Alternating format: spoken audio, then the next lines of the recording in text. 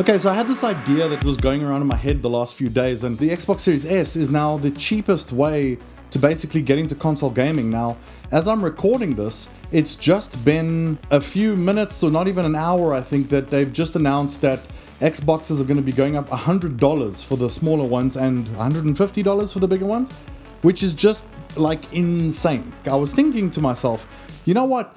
All the people who don't have consoles already, they're busy thinking that they want to just get something so that they can play GTA. This is a mainstream crowd that isn't normally in the gamer market, but something like GTA comes along. This is the kind of things that gets these last people to come on board and say, look, I just want to play this and maybe whatever else is out there. You know, you've got a lot of people who play things like FIFA, or now it's FC, every year. So it had me thinking, what if GTA is that game? Because people are going to start looking around and saying, cool, well, I want to play GTA, but what can I play it on?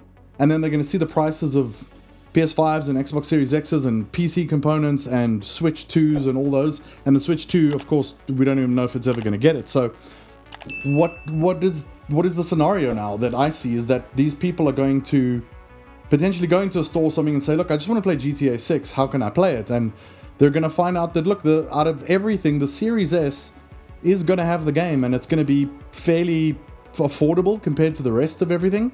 So, you know, this is it. And I don't think these people care too much about kind of the performance of the Series S, you know, in terms of how much frames per second it can do and what resolution it can do. These are the kind of people who are just going to be like, look, I just want to play. If it's like kind of low res or it runs at 30 frames a second, they don't care about that kind of stuff. They just want the game playable. The other option for this might be, you know, going forward in certain regions, sure, there's going to be things like cloud that could come into play here.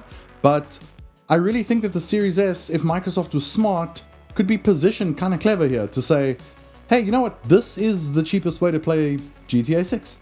Now, on top of that, there's just a quick discussion to be had here about how prices have just gone out of control.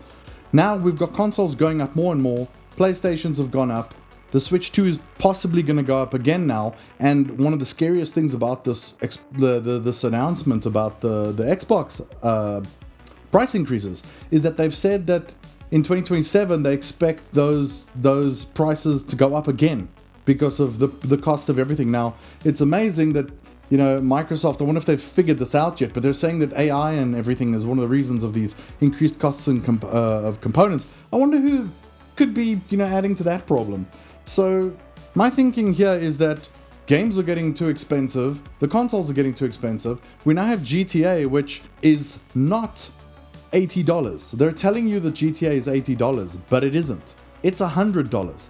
And we were kind of worried it was going to be $100. But you might say, no, but you saw the announcement. GTA isn't $100, it's $80. No, they're holding back features of GTA in, you know, for the Ultimate Edition, that's $100. And they're just cutting off that existing content for the Standard Edition, which is now your $80 game. And I don't know about you, but we're being heckin' bamboozled here.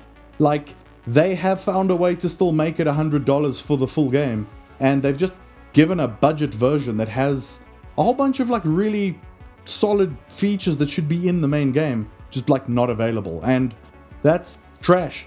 I don't like that. I think that's just, they've just found a way to sort of, you know, curve around the fact that they're charging $100 for GTA 6, because I don't think anyone in their right mind would see those additions and say, oh, that's something that should only be DLC. No, that's something we would have expected from the main game. So now you have more expensive consoles. You've got games that are even crazy expensive if you want the decent experience. So how much money are people going to really have to part with to just play GTA 6, for example? And it's crazy that one of the most anticipated games of possibly all time at this point is coming out right as we're just hitting these crazy high prices for hardware and gaming and the sort of entry level into gaming. So I initially came up with the idea for this video really to talk about how, hey, if, you know, Microsoft played their cards right, they could actually position the Series S really well here as the cheapest way to play GTA 6 along with cloud and stuff like that. And maybe they've got some spare stock lying around, or they can ramp up stock a little bit or something. But I mean, at this point, it's just like a depressing video. This is just like it's gone from like, hey, this was the cheapest way to play, to, hey, like, it kind of sucks that now you're probably going to have to play it this way if you want to be able to even afford to play. And that's just a bummer, and it really sucks. So I don't know what's going to happen for gaming in general, the way things are going. And I just saw a tweet now or something where someone said, you know, hang on to your consoles, take good care of them, because you're probably going to be using them for a long time. And I think I agree. I don't know where there's a place for a new generation of consoles or gaming right now. In my opinion, the PS5, the Xbox Series X, even the Switch 2, they're going fine. I think we need to spend more time optimizing for them and just run this generation out as far as we can until there's some sort of solution on the cost of hardware these days. Thanks for watching. If you enjoyed the video, hit the like button to let me know. Subscribe if you want to see more videos like this, as well as reviews and other features that I do. Thanks so much for watching. I'll see you soon.